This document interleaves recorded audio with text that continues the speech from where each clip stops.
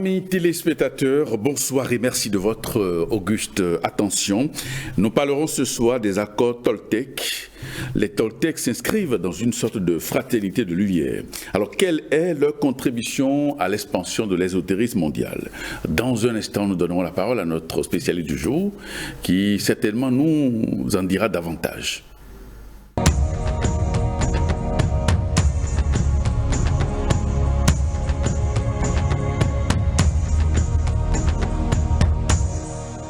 Kenneth Gomissi, bonsoir. Bonsoir, Prosper Nteo. Vous êtes instructeur spirituel et vous enseignez l'anthropologie gnostique. C'est bien ça.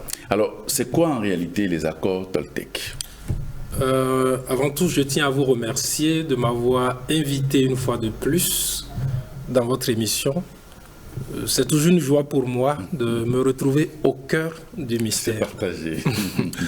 Bien, les accords Toltec sont en réalité un code de conduite élaboré par les sages Toltec et popularisé par l'auteur mexicain Miguel Ruiz à travers son best-seller Les 4 accords Toltec, une philosophie pour atteindre la liberté personnelle. Quand on parle des accords Toltec, il faut voir cela comme un guide pratique qui nous permet de naviguer dans les méandres de la vie. Vous savez que à notre époque, nous menons une vie remplie de stress. Nous sommes souvent confrontés à des pressions, à des défis, ce qui souvent nous éloigne de l'essentiel et qui peut parfois nous amener même à nous déconnecter de notre être divin, de notre réalité intrinsèque. Et donc les accords Toltec nous aident à supporter le stress, à aller au-delà des peurs, des doutes, à surmonter la compétition qu'on retrouve dans tous les domaines de la vie. Et finalement d'avoir une vie épanouie, une vie qui est alignée sur notre potentiel. Je ne sais pas si vous avez déjà entendu parler des 5 plus grands regrets des mourants. Non. Eh bien, il y a une infirmière australienne qui a fait une étude très intéressante. Elle a travaillé pendant plusieurs années en soins palliatifs, en assistant des patients pendant les 3 derniers mois de leur existence. Donc, elle a recueilli les regrets de ces personnes-là quelques jours, quelques semaines avant leur décès. Et vous savez quel est le premier regret? Le premier regret, c'est de n'avoir pas vécu la vie qu'ils voulaient. Ils regrettent avoir vécu la vie que les autres attendaient d'eux. Ça, c'est ce qui est sorti des enquêtes, des confidences, je dirais, que les mourants ont fait à cette infirmière australienne. Mais pourquoi les gens ont vécu la vie que les autres voulaient au lieu de vivre leur propre vie?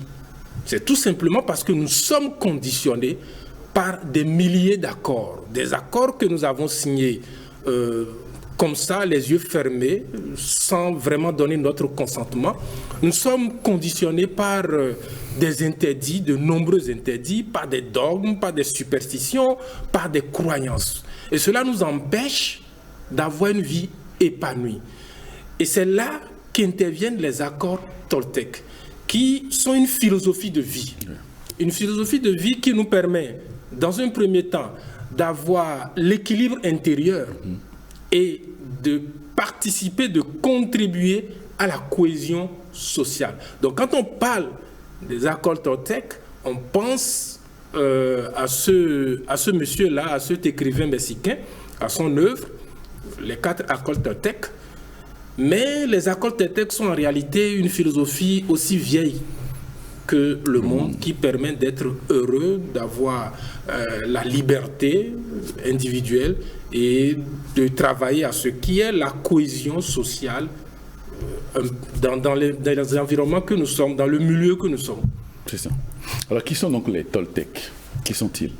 Ça, c'est une très belle question parce que quand on parle des Toltecs, on peut tout de suite penser que, bon, voilà, c'est l'une des civilisations précolombiennes, parce que justement, c'est comme ça que les historiens les présentent. Les historiens disent que les Toltecs sont une civilisation précolombienne qui a vécu de l'an 900 à l'an 1200 de notre ère.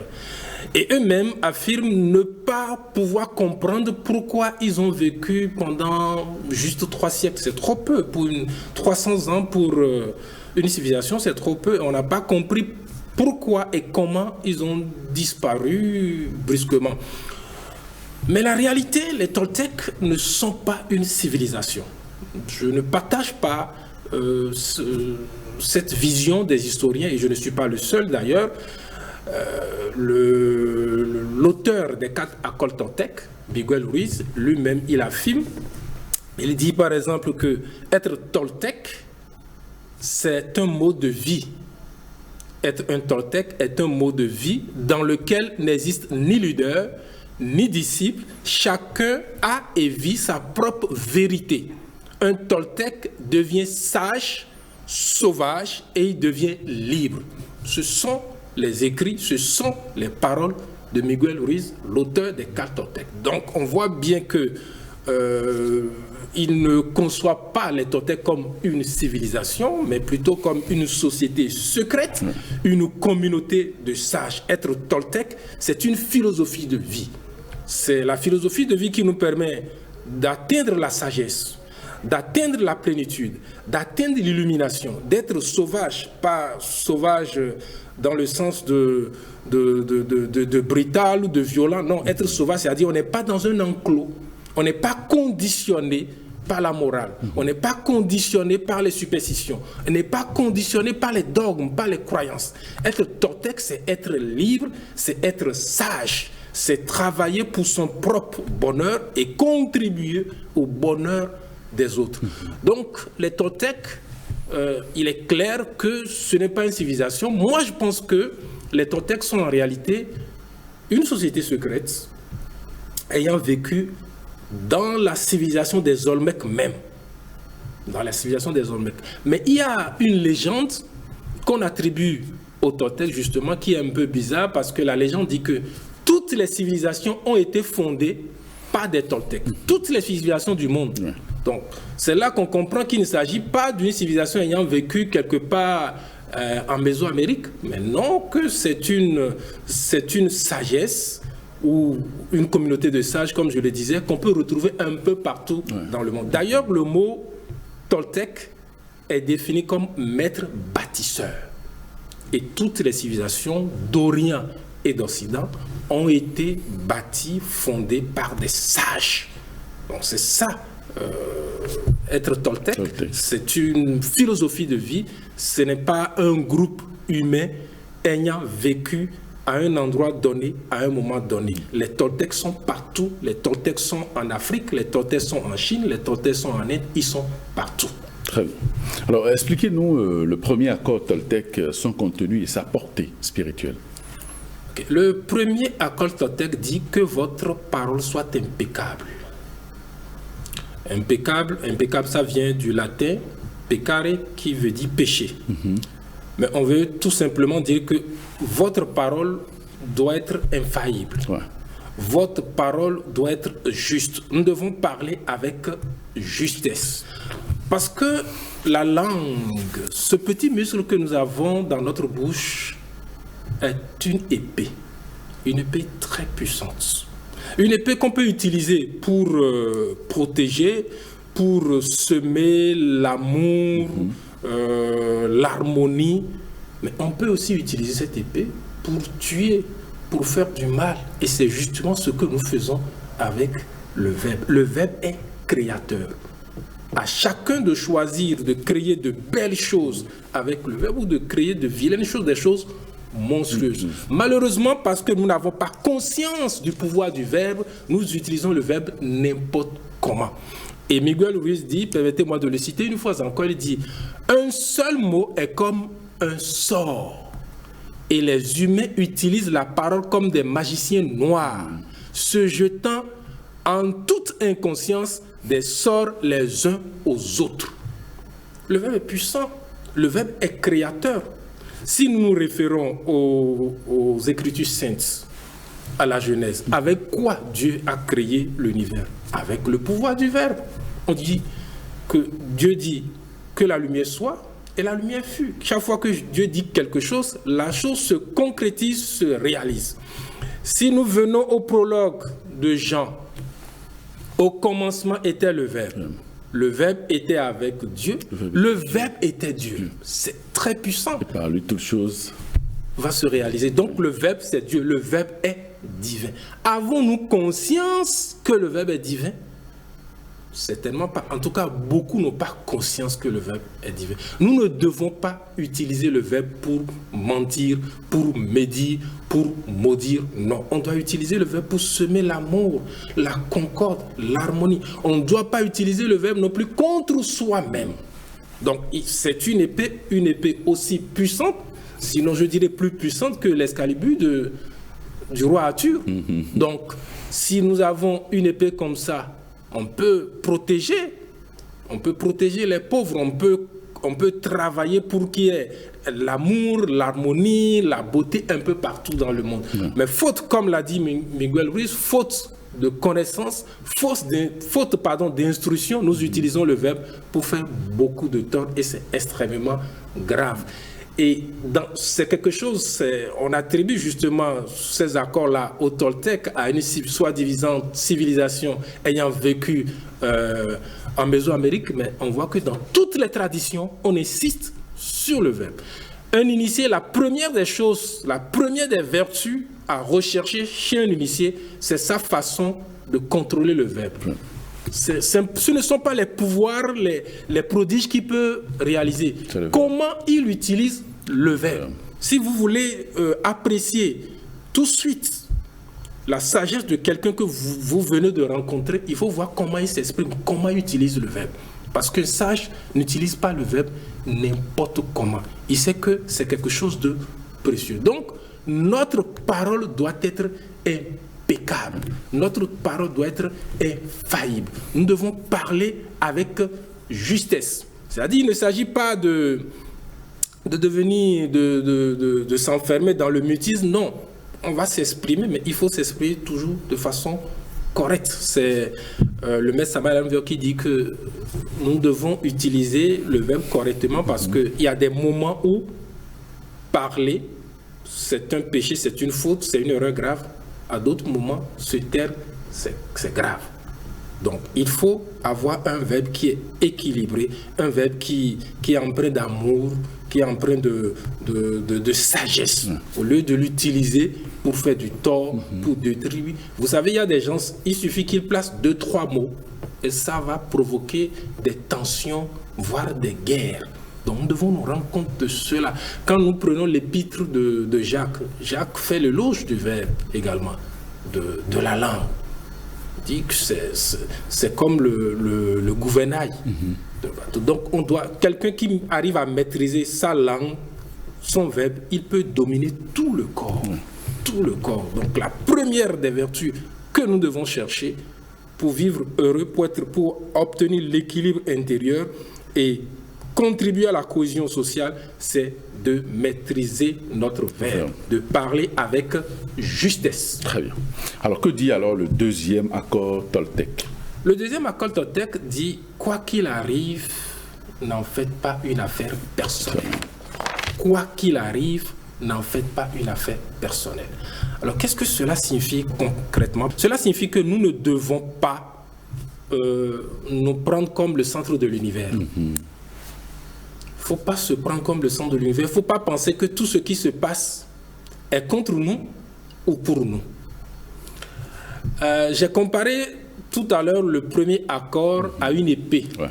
Vous savez que si vous avez la meilleure épée du monde et que vous n'avez pas un bouclier, vous n'êtes pas prêt au combat. Parce que si vous travaillez à contrôler le verbe, à maîtriser le verbe, à dominer le verbe, ce n'est pas forcément le cas chez les autres. Il y en aura toujours qui vont mal parler. Vous allez rencontrer des gens qui vont mal parler. qu'allez-vous faire? C'est là qu'intervient le deuxième accord Toltec. Nous ne devons pas prendre ce que les autres disent comme une affaire personnelle. Cet accord peut sembler difficile à mettre en pratique parce qu'il nous arrive de rencontrer des gens, comme on le voit parfois en pleine circulation, on se lance 2-3 mots et les gens sortent de leur voiture ou descendent de leur moto et se mettent à se battre. Pourquoi? Parce qu'on est rempli d'auto-importance, parce qu'on prend tout comme une affaire personnelle. On se considère comme le centre de l'univers. Donc, la sagesse Toltec nous dit de ne jamais faire de ce que les autres disent ou font une affaire personnelle. Pourquoi? Parce que souvent, les gens projettent leur propre réalité sur les autres. Si quelqu'un est faible, il a des penchants, des manques, il pense que l'autre se retrouve dans la même situation. Sinon, comment comprendre que, bon, vous rencontrez quelqu'un pour la première fois dans la rue et la personne vous dit, par exemple, idiot, imbécile. Si nous, on en fait une affaire personnelle, on va croire qu'on est vraiment idiot. Et là, on peut lui aussi lui en lancer également des injures et même aller jusqu'à se battre. Mais comment a-t-il fait pour savoir que je suis imbécile, je suis idiot? Puisqu'il ne me connaît même pas. Il ne me connaît pas. Mais souvent, nous, on peut même, comme l'a dit Miguel, on peut même penser que, ah, mais est-ce qu'il est clairvoyant? Est-ce qu'il est un devin? Comment a-t-il fait pour savoir que je suis un idiot? Il ne me connaît pas. Comment peut-il savoir que je suis un idiot? Donc, il ne faut jamais faire de ce que les autres disent ou font une affaire personnelle. Les gens projettent leur propre réalité, leur faiblesse, leur manque sur les autres. Donc, il faut comprendre cela et c'est vraiment comme un bouclier pour nous protéger. Parce que tout le monde ne parviendra pas au même moment à la maîtrise, au contrôle de soi. Donc, on rencontrera toujours quelqu'un sur notre chemin qui va nous provoquer. Et donc, nous, on doit avoir la maîtrise de nous-mêmes, ne pas se laisser aller, tomber dans les injures, dans la bagarre. C'est l'essence du deuxième accord Toltec. Et que dit le troisième? Quel est le message du troisième accord Toltec? Le troisième accord Toltec nous dit de ne pas faire de suppositions.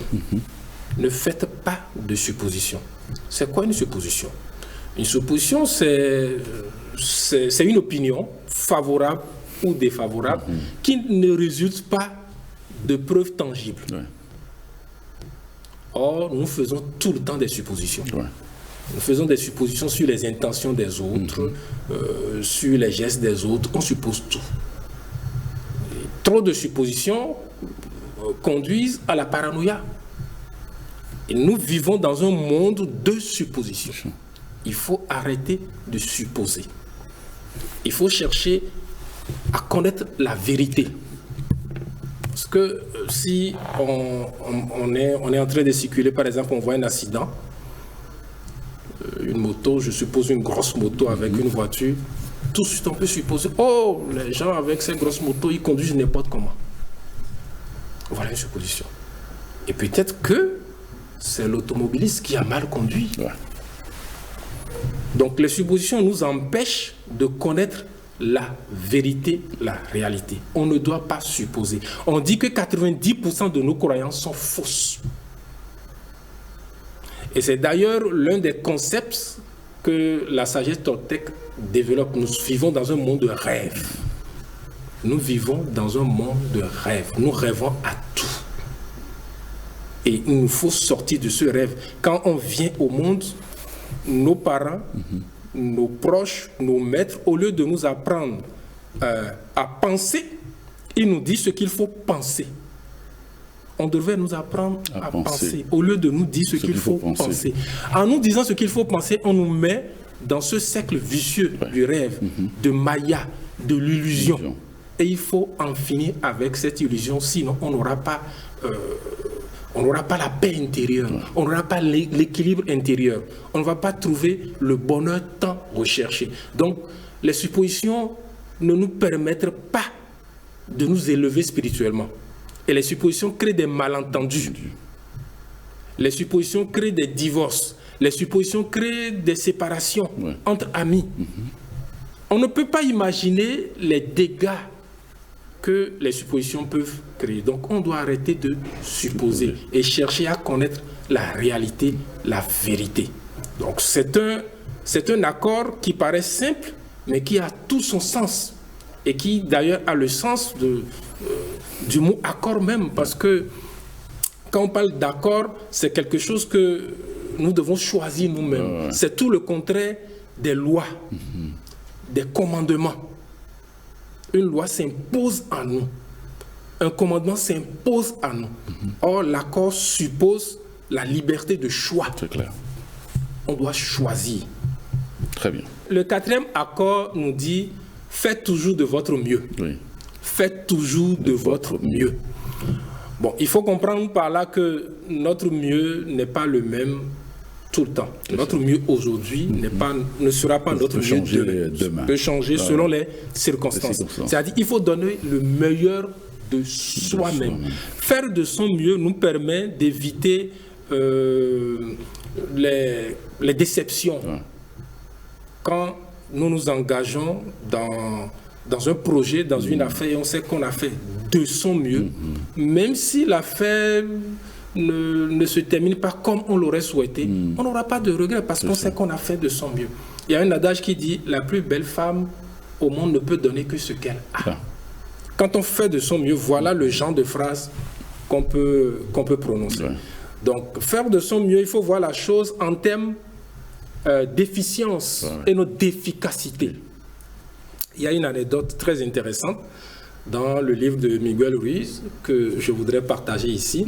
C'est un monsieur qui veut atteindre l'illumination. Et donc, il s'est rendu dans un temple et il a demandé au maître, « Maître, si je médite 2 heures tous les jours, il me faudra combien de temps pour atteindre l'illumination ?» Et le maître le regarda et répondit, « Si tu médites 2 heures tous les jours, peut-être que tu atteindras l'illumination en 10 ans. » L'homme convaincu qu'il peut, en méditant plus, atteindre l'illumination rapidement, il dit, « Bon, et si je médite 8 heures par jour ?» Et le maître répondit, « Si tu médites 8 heures par jour, il te faudra 20 ans. » Et là, il ne comprend pas, il dit, « Je médite 2 heures par jour, je peux atteindre l'illumination en 10 ans, et pourquoi en méditant 8 heures par jour, il va me falloir 20 ans, soit le double, pour atteindre l'illumination. » Et là, le maître dit, « Bon, si en méditant 2 heures par jour, tu fais de ton mieux, et au lieu de cela, tu mets 8 heures à méditer, probablement que tu vas passer à côté de ton objectif parce que tu vas te fatiguer. Et tu n'es pas là pour te sacrifier, pour sacrifier ta vie, pardon. Très bien. Tu n'es pas là pour sacrifier ta vie. On est là pour se sacrifier, aider les autres, mais on n'est pas là pour sacrifier sa vie. Jésus l'a fait.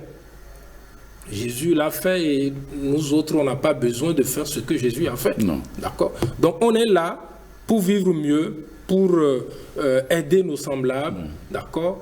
Et si on se met à courir derrière les résultats de cette façon, on passe finalement à côté de l'objectif. Donc, c'est un peu ça, le 4e accord Toltec fait de notre mieux. Et ce mieux-là, ça change. Quelqu'un peut méditer pendant 15 minutes. Je dis bien juste 15 minutes par jour. Et c'est son mieux. Et quelqu'un d'autre va méditer pendant 2 heures par jour. 2 heures par jour, mais il n'a pas encore atteint le niveau de celui qui le niveau. Voilà, parce que c'est l'efficience qu'on recherche et non l'efficacité. Il ne sert à rien de chercher à faire beaucoup en gaspillant l'énergie, en gaspillant les ressources. Il vaut mieux faire de son mieux en économisant les ressources. Très bien. Alors maintenant, comment vivre les 4 accords Toltec au quotidien? Comment les appliquer dans notre vie? Merci pour cette question. Je vais partager quelques astuces simples pour vivre les 4 accords Toltec. Le premier accord Toltec qui nous dit que votre parole soit impeccable. Alors, comment faire pour que notre parole soit impeccable? Bon, c'est Ce n'est pas très difficile, mais ça va demander quand même des efforts. Vous savez, Socrate disait que avant de prononcer une phrase, de sortir un mot, il faut faire passer notre phrase, le mot, par 3 filtres, 3 passoires. Les 3 passoires de Socrate, c'est la vérité, le filtre de la vérité, le filtre de la bonté et le filtre de l'utilité. Avant de parler, je dois me demander, est-ce que ce que je veux dire est vrai? Si ce n'est pas vrai, ce n'est pas la peine de le prononcer. Bon, c'est vrai, je suppose que c'est vrai. Bon, si c'est vrai, est-ce que ce que je veux dire, c'est favorable? Est-ce que c'est favorable? Est-ce qu'une bonne parole? Quand on dit favorable, ce n'est pas forcément favorable. Je peux dénoncer, je peux avoir une bonne parole tout en dénonçant. Mais quel est l'objectif de ma dénonciation? Est-ce que je dénonce pour le bien de tous ou je dénonce pour diffamer l'autre? Et troisième passoire, c'est l'utilité. Il y a des vérités, comme on le dit d'ailleurs, toute vérité n'est pas bonne à dire. Il y a des vérités que les dire à des moments donnés, à un endroit donné, franchement, c'est inutile. Donc il faut faire passer, il faut utiliser les 3 passoires de Socrate. Parce que quand on utilise le verbe pour diffamer, pour médire, c'est extrêmement grave. Le Christ Jésus dit, ce qui sort, ce n'est pas ce qui entre dans la bouche qui souille l'homme, c'est plutôt ce qui sort de la bouche qui souille l'homme. Vous savez, les poisons les plus dangereux du monde ont des antidotes. Il suffit d'agir vite. C'est ça. Mais quand vous parlez mal, il n'y a pas d'antidote. Et Victor Hugo a fait un très beau poème là-dessus, un poème qu'il a appelé le mot. Un poème très intéressant. Permettez-moi de lire un court passage. Il dit, dans le fond d'une cave, 30 pieds sous terre, un mot désagréable à quelque individu. Ce mot que vous croyez que l'on n'a pas entendu, que vous disiez si bas dans un lieu sourd et sombre. Tenez, il est dehors. Il connaît son chemin. Il marche. Il a 2 pieds, un bâton à la main, de bons souliers ferrés, un passeport en règle. Au besoin, il prendrait des ailes comme l'aigle. Il vous échappe, il fuit, rien ne l'arrêtera. Donc, cela nous invite à vraiment contrôler le verbe. Si on se met dans la grotte la plus sombre pour médire, soyons sûrs que ce que nous avons dit, ça va atteindre l'autre. Il peut commencer par nous détester sans savoir lui-même pourquoi. Parce que notre parole l'a atteint. Donc, c'est la première astuce que je voudrais partager, faire passer nos paroles par les 3 passoires de Socrate. On l'a dit autrement, on dit avant de prononcer une phrase, nous devons tourner de notre langue 7 fois. Comme l'a dit le Christ. Comme l'a dit le Christ. Bien évidemment qu'il ne s'agit pas de 1, 2, 3, 7. Il ne faut pas prendre ce chiffre dans sa quantité, mais plutôt dans sa symbolique, dans sa qualité. Encore, le 7 est l'expression de la perfection. Donc ça rejoint le premier accord toltèque, que notre parole soit impeccable, parfaite. Vous voyez que la sagesse de Toltèque est vraiment une philosophie universelle qu'on peut retrouver dans tous les écrits, dans tous les livres, tous les maîtres l'enseignent. Donc c'est ça. Deuxième astuce, on peut pratiquer le jeûne de la parole. Le jeûne de la parole. Le jeûne de nourriture, tout le monde connaît plus ou moins le jeûne de nourriture, mais le jeûne de la parole, c'est moins connu et pourtant très efficace. Cela consiste à faire quoi? À se priver de communiquer, de parler, en tout cas de communiquer par le verbe pendant un temps. Ça peut être 1 heure, ça peut être 3 heures, ça peut être une journée, plusieurs jours. Donc, on s'exerce à garder le silence et l'énergie que nous allons utiliser pour bavarder, cette énergie, on va l'orienter vers d'autres choses, vers d'autres activités.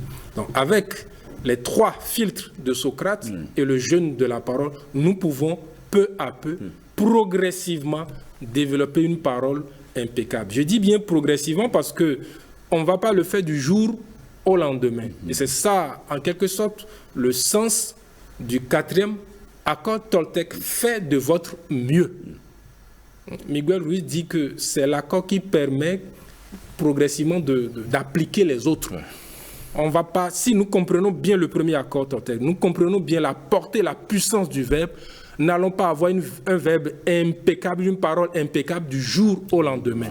Il faut faire chaque fois un peu de son mieux. Le deuxième accord Toltec, comment nous pouvons l'appliquer? Le deuxième accord Toltec, je rappelle, nous dit, quoi qu'il en soit, n'en faites pas une affaire personnelle. Quoi qu'il en soit, n'en faites pas une affaire personnelle. Bon, il y a des situations très difficiles où la personne devant vous et vous injurie ou vous provoque. Comment pouvons-nous faire? Bien, il y a des pistes, il y a des solutions. La première, c'est ce que nous appelons dans la gnose la transformation des impressions. La transformation des impressions, c'est en quelque sorte cultiver le détachement émotionnel. Cultiver le détachement émotionnel, ne pas accorder de l'importance à ce que l'autre dit. Donc c'est la première chose à faire. Parce que si on n'apprend pas à transformer ces impressions, à cultiver ce détachement sans être froid, sans tomber dans la froideur émotionnelle, bon, on ne sera jamais heureux. Parce que si vous avez tout chez vous, vous vivez bien, vous avez une belle maison, une belle voiture, vous avez les comptes en banque remplis, vous rentrez en ville, vous rentrez dans la société. Parce que vous n'allez pas avec votre argent vous construire une maison sur la lune. Non. Il faut vivre dans la société. Oh, et tout le monde n'est pas comme vous. Donc vous aurez toujours quelqu'un prêt à vous provoquer. Ouais. Donc il faut apprendre à pratiquer la transformation des impressions. Deuxième chose, il faut apprendre à se connaître. Parce que j'ai expliqué tantôt que si on fait de ce que les autres disent une affaire personnelle, c'est parce que nous avons la subjectivité, nous avons l'auto-importance. On a un amour-propre excessif.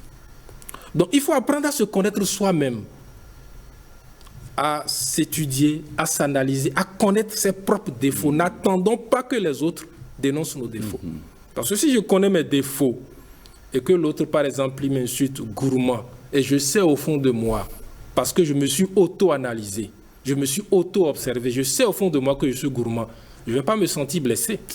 Je dirais à la limite, bon, lui n'a pas besoin, au lieu de s'occuper des affaires des autres, n'a qu'à s'occuper de ses propres affaires. Ouais. Mais ça ne va pas me blesser.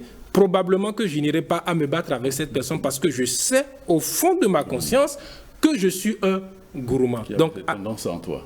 Voilà, j'ai cette tendance en moi et puis je suis peut-être en train de le travailler, de surmonter ce défaut-là. Donc avec ces deux techniques, la transformation des impressions et la connaissance de soi, connaître ses propres faiblesses, ses propres limites, nous pouvons éviter de faire de ce que les autres disent ou font une affaire personnelle. Bien évidemment que nous-mêmes, nous allons éviter de provoquer, de maltraiter, que ce soit par l'action, par les pensées ou par le verbe, les autres. Des conseils pour le troisième accord Toltec qui nous demande de ne jamais faire de suppositions. De ne jamais faire de suppositions. Mais bon, comment ne pas faire de suppositions? C'est très simple. C'est de chercher la vérité. C'est d'avoir le courage de demander, de poser des questions. Si on a un collègue, je suppose on a un collègue et on a fait une discussion, on ne s'est pas du tout mis d'accord. Chacun est resté campé sur sa position. Et le lendemain, je suis là et il passe à quelques mètres, il devrait me voir et il me dépasse. Si moi je veux rester dans la supposition, je vais dire, ah bon, c'est la discussion d'hier qui n'a pas digéré et il me garde rancune. Sans savoir ce que cette personne est en train de vivre en réalité. Peut-être qu'il a eu une peine, il a eu un problème à la maison, il est venu au travail avec ce problème et il ne m'a même pas remarqué. Donc, je peux me rapprocher de lui si on est dans le même service, dans le même bureau, ou bien le retrouver plus tard. Ce matin, tu m'as dépassé. Pourquoi tu l'as fait? Est-ce que ce que j'ai dit hier, ça t'a blessé et tout? Et il pourrait me répondre, ah bon? Je ne t'ai même pas remarqué. Donc, c'est très simple. Pour éviter les suppositions, il faut avoir le courage de poser des questions, d'exprimer nos désirs. Et d'ailleurs, quand on pose des questions, quand on exprime nos désirs, ça montre à l'autre que nous sommes attentifs à ce qu'il dit, à ce qu'il fait. Donc, il faut éviter d'interpréter les paroles, les gestes de l'autre. Il faut chercher à comprendre. Le quatrième. Le quatrième accord Toltec qui nous demande de toujours faire de notre mieux. Ben, pour développer cet accord-là, nous devons apprendre à nous discipliner. Il faut développer la discipline personnelle. Il faut d'abord commencer par s'analyser, voir les aspects de notre vie qui suscitent en nous l'insatisfaction. Les aspects de notre vie que nous voulons travailler, que nous voulons améliorer. Et prendre des résolutions fermes pour les travailler avec des paramètres qui vont nous permettre de mesurer notre progrès de façon concrète. Donc, il faut se fixer des objectifs. Il faut se fixer des objectifs. Je peux dire, bon, je vais méditer chaque jour pendant 25 minutes. C'est un objectif. Je vais boire 2 verres d'eau tous les matins au réveil. Je vais faire 50 pompes chaque fois après le dîner. Il faut se fixer des objectifs quantifiables qu'on peut mesurer pour voir si nous avançons réellement. Et de cette façon, nous allons faire de notre mieux. Et comme on l'a expliqué, notre mieux peut varier selon les circonstances. Tout à fait. Mais c'est toujours d'essayer de donner le meilleur de soi-même pour qu'après, il n'y ait pas de regrets. On sait que, je me suis engagé totalement dans cette affaire, dans ce projet. Malgré tout, malgré toutes les précautions, ça n'a pas marché. Bon, tant mieux, j'ai fait de mon mieux. Voilà. Très bien. Alors, on entend parler d'un 5e accord Toltec. De quoi s'agit-il réellement? Oui, effectivement, on connaît beaucoup les 4 accords Toltec, qui, comme je l'ai dit en introduction, est un best-seller qui a été vendu à je crois, plus de 10 millions d'exemplaires dans le monde entier. Et après le succès des 4 accords Toltec, Miguel Ruiz a, pas tout de suite, je crois que ça fait plus de 10 ans, il a écrit un 2e livre, le 5e accord Toltec. Il a coécrit avec son fils, José, et avec ce titre, le 5e accord Toltec, soyez sceptiques, mais apprenez à écouter. Autrement dit, le 5e accord Toltec, c'est le scepticisme. Quelqu'un a dit, le doute est salutaire, il faut douter. Ça peut paraître bizarre dans un monde où on veut qu'on croie, il faut avoir la foi, il faut douter.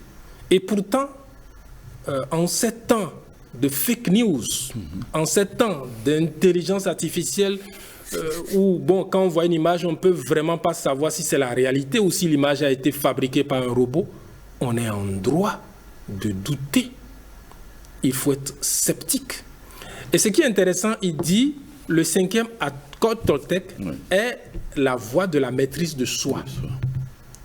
Les 4 accords, les 4 premiers accords c'est la base. Ce sont les principes fondamentaux de la liberté. Et le 5e nous met sur la voie de la régénération, de l'éveil spirituel véritablement. Les 4 accords Toltec nous permettent en quelque sorte d'obtenir notre liberté avant de savoir dans quelle direction aller. Parce que si vous n'êtes pas libre, vous ne pouvez pas décider dans quelle direction vous voulez aller. Donc c'est très intéressant, nous devons douter. Douter, être sceptique, c'est analyser. Il faut analyser toute chose avant de l'accepter. Et ceci ferait beaucoup de bien à la société. Il faut analyser, il faut douter de tout. L'apôtre Thomas, c'est l'apôtre de la science, c'est l'apôtre de l'analyse. Thomas nous a donné le bon exemple. Nous devons agir comme Thomas, nous devons analyser tout. Parce que le fait d'accepter, de se laisser enfermer par les croyances ça crée beaucoup de dégâts. Oui. On sait qu'il y a un courant philosophique qu'on appelle le scepticisme, qui est né dans la Grèce antique. Et c'est ce qu'il pratiquait. Il pratiquait le 5e accord Toltec. Quand on amène une proposition, ils disent non, bon, on va analyser d'abord, avant de voter, avant de dire oui. Et c'est ce que nous devons faire. On ne doit rien accepter. Parce que le conseil, ce que les Toltecs veulent de nous, c'est la liberté. Et si nous avons perdu cette liberté, c'est parce qu'il y a eu des milliers d'accords que nous avions passés en toute inconscience. Maintenant, nous devons rejeter ces milliers d'accords. Parce que finalement, un accord, c'est une opinion que nous acceptons. Et à partir du moment où on accepte l'opinion, cette opinion va conditionner notre vie. Si j'accepte l'opinion que Jésus est le Fils unique de Dieu, cela suppose que moi, je ne suis pas le Fils de Dieu. Donc, nous devons remettre en question nos croyances et nous baser sur des accords que nous signons consciemment. Et de cette façon, nous allons trouver la liberté. Cependant, douter, être sceptique, ça ne signifie pas hésiter. Ça ne signifie pas hésiter. C'est que quand nous avons une proposition, nous l'analysons correctement. Une fois qu'on a fini d'analyser, bon, on avance. Parce que l'hésitation ne mène à rien. On ne va pas faire 2 pas en avant et 3 pas en arrière. Une fois que nous avons pris le temps de bien analyser, on doit foncer. On doit foncer comme un obus, on doit foncer comme une roquette, on doit foncer comme un missile. Quitte à nous de changer après notre positionnement, nos démarches, si entre-temps on fait des analyses ou bien d'autres éléments qui apparaissent et qui nous montrent que nous sommes sur la mauvaise voie. Ben, on ne peut pas aller de l'avant, tant sur le plan matériel que sur le plan spirituel, si chaque fois on hésite. Voilà l'essence du 5e accord Toltec. Merci infiniment, Kenneth Gomissi. C'est moi qui vous remercie. Professeur d'anthropologie d'Austin. Merci pour nous avoir amené à découvrir les accords Toltec, qui sont vraiment une mine d'or, qui renseignent sur beaucoup d'attitudes et de comportements que nous devons avoir dans la société pour notre épanouissement personnel. Exactement. Et pour notre évolution spirituelle. Exactement. Merci à vous et merci pour ces éclairages et ces précisions. C'est moi. Amis téléspectateurs, cette émission se refait. Merci de votre attention et à très bientôt.